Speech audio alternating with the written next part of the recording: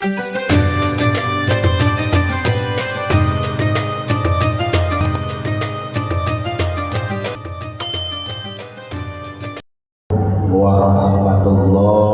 wabarakatuh. Waalaikumsalam warahmatullahi wabarakatuh.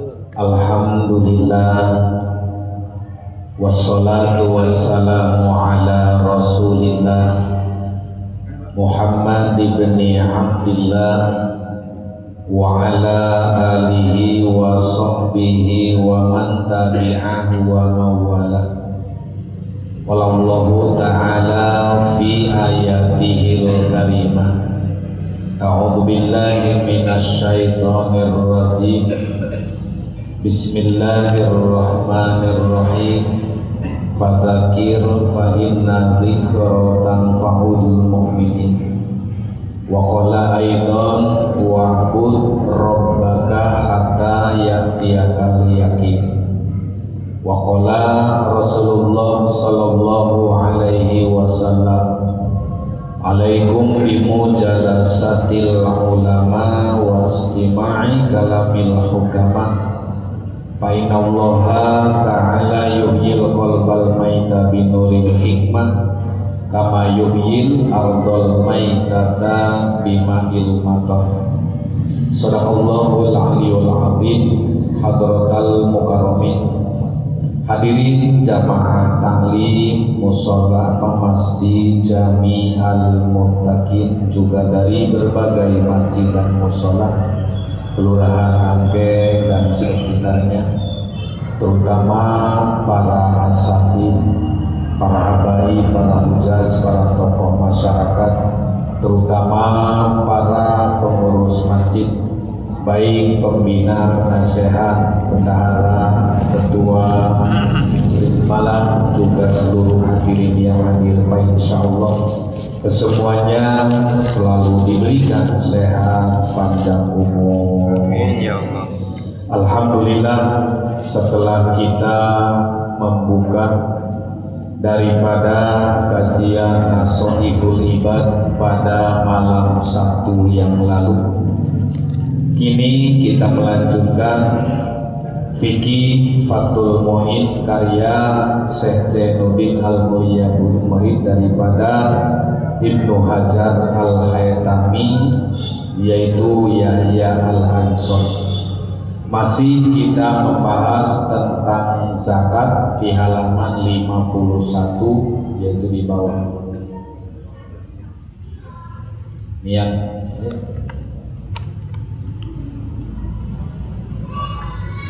11 baris dari bawah ke atas dalam kurung di tengah niat. Jadi di antaranya bahwa ibadah apapun namanya semua didasari niat. Bahkan tidak dianggap sah ibadah kita kalau tidak menggunakan niat.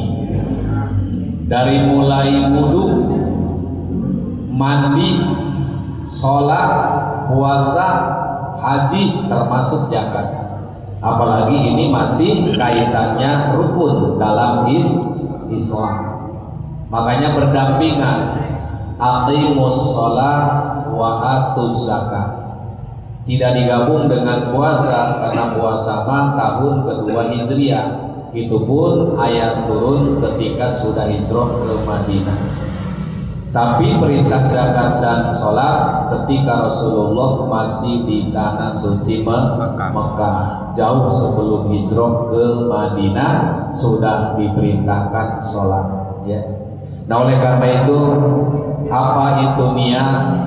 Biqolbin lanut, walaupun lanut kok tidak diucapkan dengan lisan, tapi biqolbin, di dalam hati.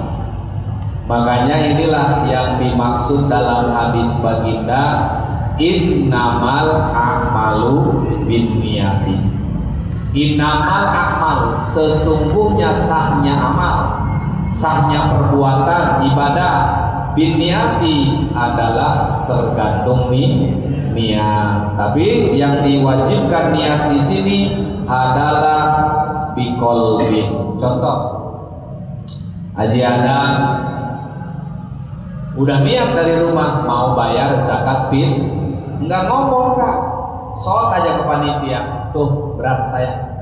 Walaupun nggak ngomong nih saya niat zakat fitrah, enggak, tapi di hatinya udah niat dari rumah. Cuman sunnah hukumnya melafadzkan niat. Bahkan kalau panitia nggak paham ilmunya pasti ngotot.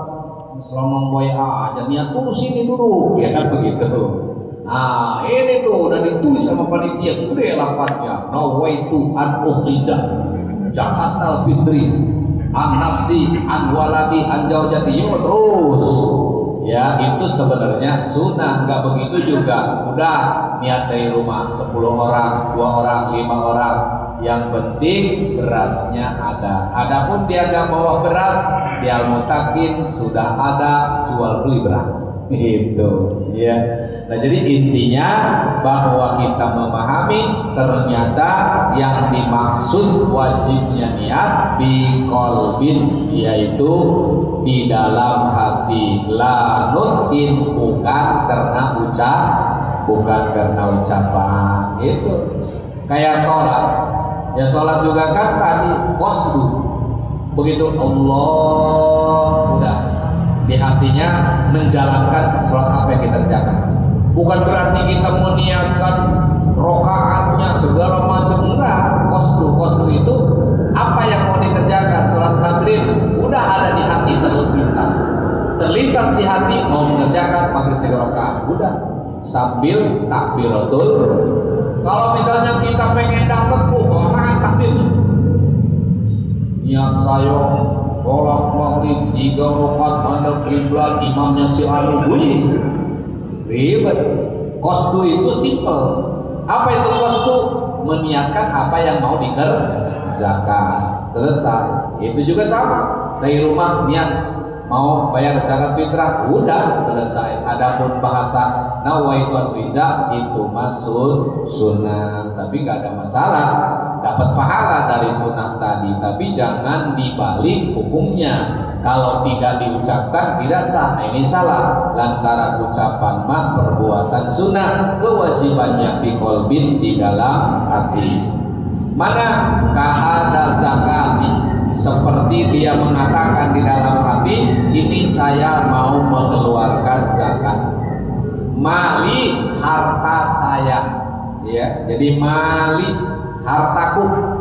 Ya, jadi orang tersebut sudah niat mengeluarkan zakat mal, ya, walau biduni fardin, sekalipun tidak ada kefarduan mengucapkan tadi, tidak ada fardu karena cukup di dalam hati.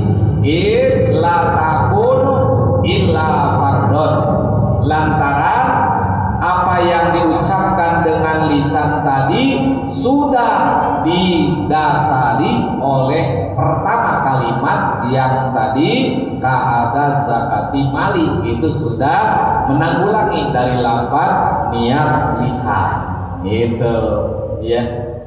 Au shadaqatin mafrudatin, atau diganti bahasanya, bisa juga orang niatnya zakat bahasanya sedekah fardu. Nah, karena dalam Al-Qur'an itu zakat dan sedekah hampir mirip. Innamas shadaqatu lil fuqara'i wal masakin. Allah. Itu di dalam terjemahan, sesungguhnya sedekah untuk orang fakir dan miskin. Tapi dalam tafsir ayat zakatu, yang dimaksud dengan sedekah di situ adalah zakat tafsirnya, ya. Maka bagaimana lil fuqara wal masakin, itu mah salah satu di antara mustahik yang 8. Kan semuanya ada 8 asnaf, 8 golongan orang-orang yang berhak menerima zakat, baik itu mal maupun harta, emas, perak, dan seluruh benda harta yang wajib dizakati. Itu adalah diantaranya yang disebut sedekah mafruḍah. mafrudo, ya di sodako fardu berarti namanya zakat. Kalau sodako sunnah nggak ada hitungan, nggak terpaut waktu. Contoh, datang ke masjid, ada masukin kotak sodako, ketemu orang yang lapar kasih sodako, bebas, itu sunnah hukumnya. Tidak ada takaran, tidak ada persenan. Beda dengan zakat. Kalau zakat kan 1 nisab, 2 haul 1 tahun, yang ketiga harus ada golongannya. Tapi kalau sodako mah bebas, mau ke orang kaya boleh, mau ke orang miskin boleh, mau kepada siapapun boleh. Dan sodako tidak hanya berbentuk uang, benda yang berharga boleh, pakaian boleh, makanan boleh. Gak punya apa-apa, senyum. Dan terakhir itu, ya, kalau gak punya duit, gak punya apa-apa, mau sodako nyengir aja udah. Kayak saya nyengir, ketemu Dik nyengir, ketemu Mami nyengir, udah.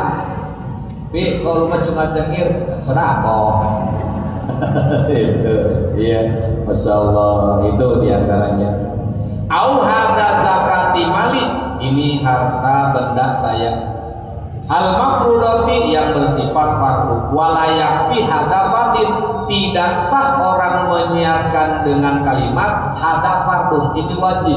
Kenapa tidak sah? Karena tidak dikategorikan zakat. Kalimat zakatnya nggak dibawa, ya. Li sodakotin bil kafaroti, karena sodako ini menjadi kifarat, wa nuduri, dan menjadi nadar. Siapa saja yang pernah bernadar maka wajib bayar kifarat. Kalau dia sudah meninggal dunia belum sempat membayar nadar, maka wajib fidyah. Apalagi orang-orang yang waktu hidup sering bersumpah atas nama Allah, banyak diangket. Bentar-bentar demi Allah, bentar demi Allah. Kalau nggak kafir katanya, ya Allah, edan. Jangan dianggap enteng. 1 kali demi Allah bohong, 10 hari puasa. Kalau nggak mampu bayar 10 kilo beras kepada fakir miskin. Begitu juga dengan nadar, sebab orang yang punya nadar itu akan berakibat wajib, walaupun yang dinadarkan hukumnya Contoh-contoh, itikaf secara hukum sunnah, tapi bila dijadikan nadar jadi wajib. Kalau itikaf sunnah kan nawaitu an atakifah fi hadal masjid sunnatan lillahi ta'ala. Tapi kalau nadar nawaitu an atakifah fi hadal masjid fardhu lillahi. Senin Kemis puasa sunnah, kalau dia dinadar hukumnya wajib. Ziarah kubur sunnah, kalau nadar jadi wajib. Jadi sesuatu wajib. Bagaimana kita nadar? Nadarnya mau nanggap dangdutan, apakah wajib? Nah, ayo lo Ilham, gimana jawabnya? Orang yang nadar kepada kemaksiatan ketika membatalkan dapat pahala, jangan salah. Tuh. Tapi kalau nadar kebaikan dibatalkan, hukumnya dosa karena hukumnya wajib. Tuh. Wala yajibu tahyinul mali, walaupun tidak wajib menyatakan atas nama harta. Kata Jadan, saya niat mengeluarkan zakat harta kontrakan saya, nggak perlu nama kontrakan perlu dibawa-bawa, atau hasil panen saya, atau emas saya sekian gram, itu tidak perlu. Pokoknya cukup mali, udah, tidak perlu disebutkan ta'yun. Ta'yun itu menyatakan secara rinci, tidak disebutkan, nggak perlu, ya. Al-makhruji anhu fin niyati, yang dikeluarkan dari niat lisan. Walau ayyana lam yakokan ghairihi, walaupun adanya sesuatu selain daripada harta, karena ada 5 macam harta. 1 hewan ternak, terdiri dari domba atau kambing atau keledai, apalagi itu, karena beda negara kan lain-lain.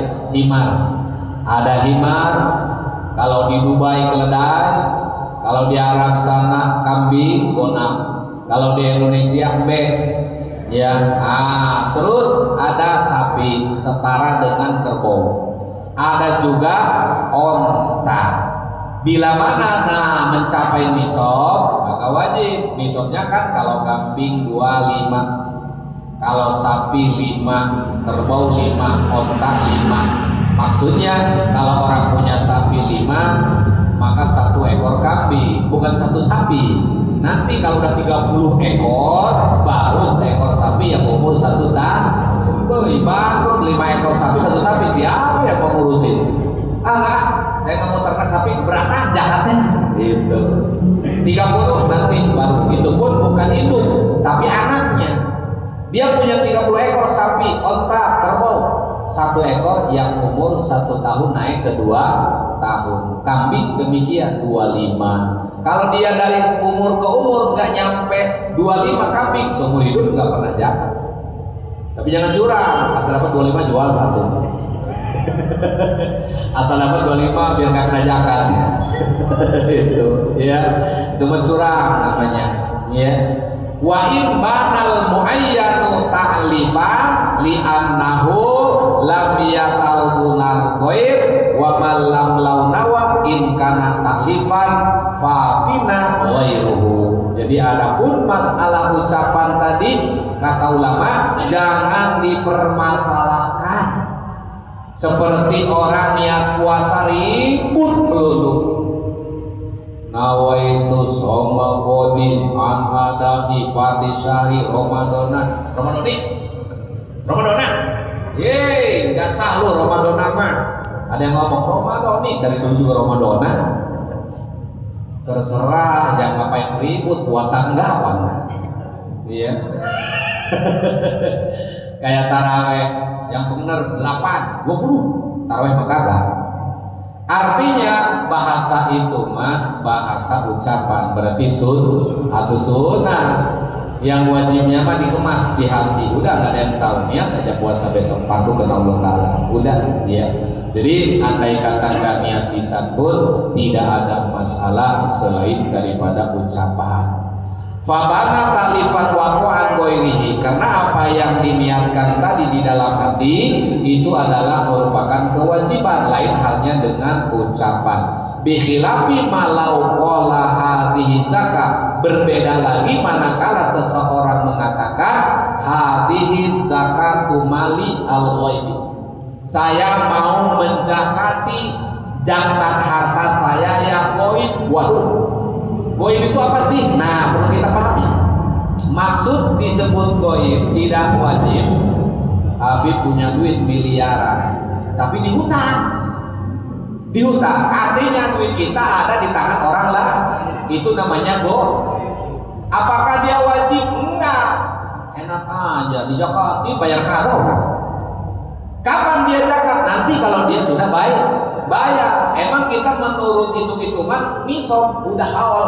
Pertama udah kapasitasnya zakat fitrah kan, kalau di zakat harta kalau dihitung uang itu seharga emas 80 gram. Jadi kalau misalnya orang dalam 1 tahun punya uang seharga, pasti kali-kali aja emas misalnya 2 juta, 80 berarti 106. Nah, berarti kalau dia dalam 1 tahun dagang punya keuntungan minimal 160 juta, keluarkan plus 6%. Bagaimana kalau kurang dari itu? Nggak ada, nggak kewajiban. Cepet, ya nggak bisa. 120 ya nggak bisa, minimal 80 gram harga emas. Tergantung harga.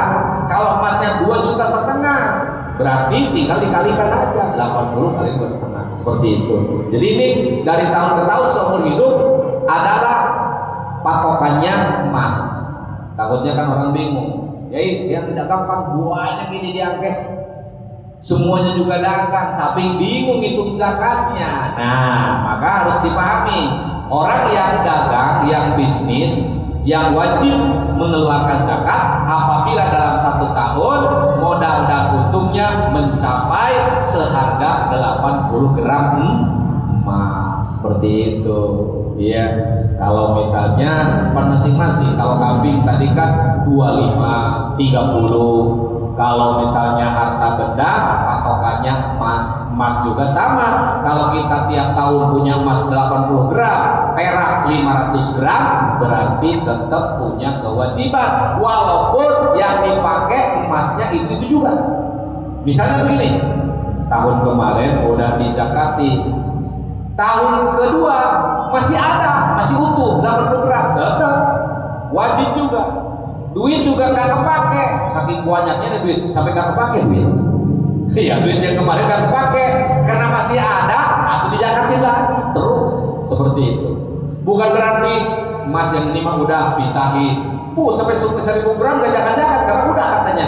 Enggak seperti itu. Artinya selama harta masih ada di tangan kita dengan haul dan nisab tadi, tetap kewajiban mengeluarkan zakat dan tidak akan miskin atau bangkrut karena zakat. Justru akan semakin kelihatan berkahnya, akan semakin kelihatan tambah nilainya jika harta dibersihkan. Maksud dibersihkan, dikeluarkan zakat. Makanya harta yang tidak dizakatin namanya kotor, jadi disebut mutanajis. Wa ila waqalahu tatawu'an, apabila tidak terjadi dalam bentuk sunnah, kama aftabi saykhuna, sebagaimana fatwa yang disampaikan guru kita, wala yazi'u an zakati qat'an, tidak mencukupi atau tidak sah daripada zakat sama sekali, itu malin lil mustahikina bila niatin, walaupun diberikan kepada mustahik tanpa dilandasi dengan nih.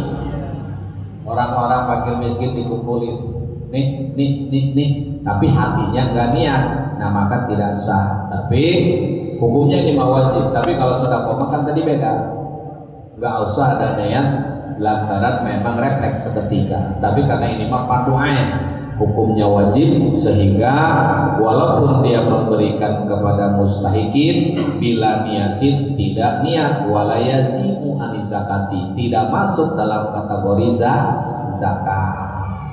La muqarnatiha, bukan karena membarengkan niat, lidafid ketika memberikan.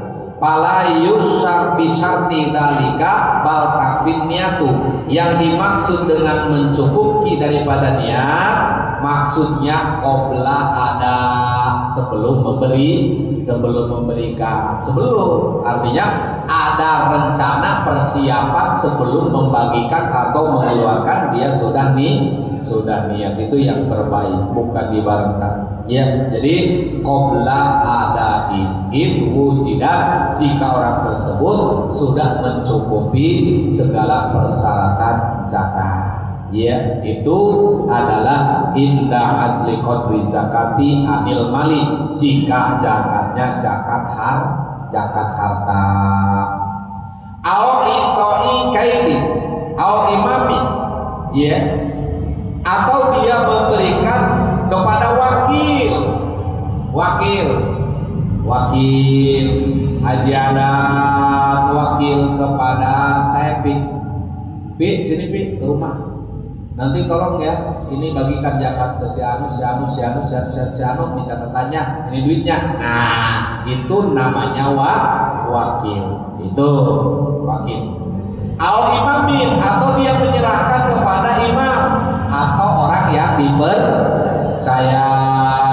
Imam di sini maksudnya kiai, ustaz, atau orang tokoh agama yang bisa dipercaya. Boleh atau boleh wakil. Wal afdalu lahumma, adapun keutamaan baik itu wakil maupun imam, ayyanwiya, maka tetap dua-duanya pun dia niat jadi wakil untuk mengeluarkan zakat di mal seseorang.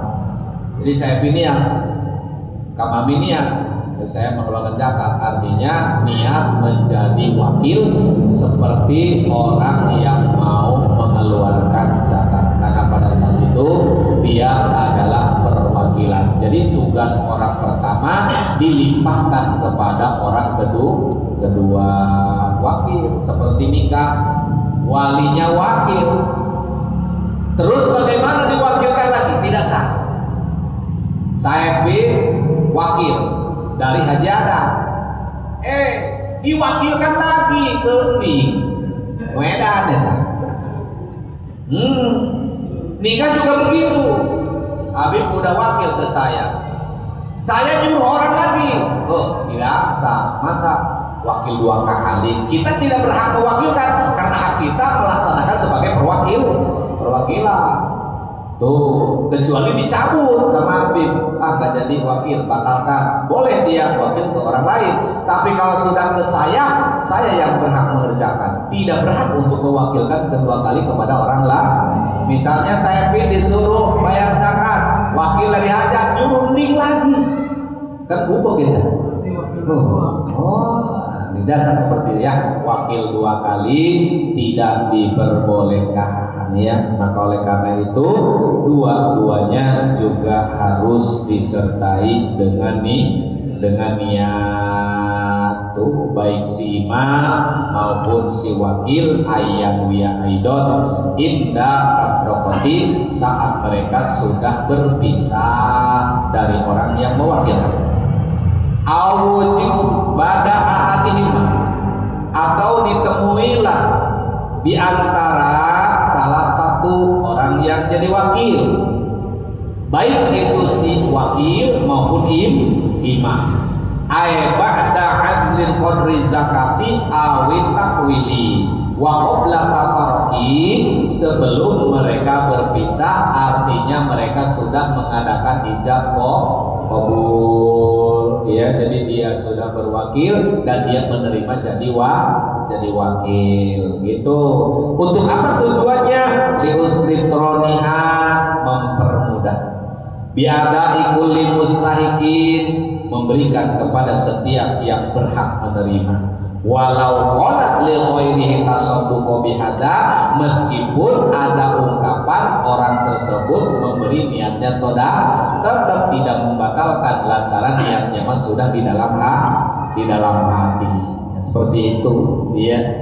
Bihadza tamana wa zakat qabla tasadduqihi bidzalika azzahu aniz zakati. Makanya ketika orang tersebut sudah menunaikan kewajiban baik oleh tangan sendiri maupun dipercayakan kepada imam atau wakil, sudah gugur yang namanya kewajiban.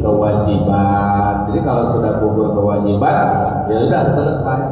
Berarti sudah gugur, baik ibarat sholat mah udah dikerjakan, puasa udah dikerjakan, haji sudah dikerjakan, demikian juga zakat dikerjakan. Jadi kalau zakat dan puasa mah berimbang, karena berimbangnya setahun sekali. Puasa datang Ramadan, begitu juga zakat datang 1 tahun. Ibadah haji seumur hidup sekali. Ya. Terus kata Nabi ibarat begini, kalau kalian merasa bersih mandi 5 kali di sungai sehari, begitulah kalau sholat dilakukan 5 kali, begitu juga dosamu akan dihapuskan. Jadi ibarat badan akan bersih dari berbagai kotoran, badan akan bersih dari berbagai macam najis, begitu juga dosa akan dibersihkan dengan melalui sholat 5 waktu. Yang jadi masalah kan kita wajar mandi terus karena berbuat dosanya juga terus-terusan. Ini berbuat dosa terus-terusan, mandi enggak? Logikanya dulu, logika aja. Baju dipakai terus-terusan, salin enggak, nyuci enggak, apa kan?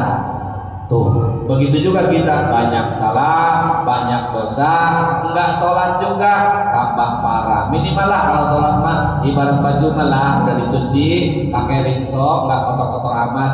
Nanti dipakai kotor lagi, cuci lagi. Ini dipakai terus, dicuci enggak? Ya sama aja, kayak orang gila. Orang gila enggak bakalan merasakan bau. Tanya si Ilham. gitu ya. Nah inilah hadirin jamaah rahimakumullah kajian kita yang insya Allah nanti terus kita akan melanjutkan kajian demi kajian karena ini merupakan tolabul ilmi sepanjang zaman, sepanjang jalan minal mahdi ilal lahdi. Mudah-mudahan Allah masih tetap memberikan kita sehat wal afiyah. Adanallah wa iyyakum ajmain. Summa assalamualaikum warahmatullahi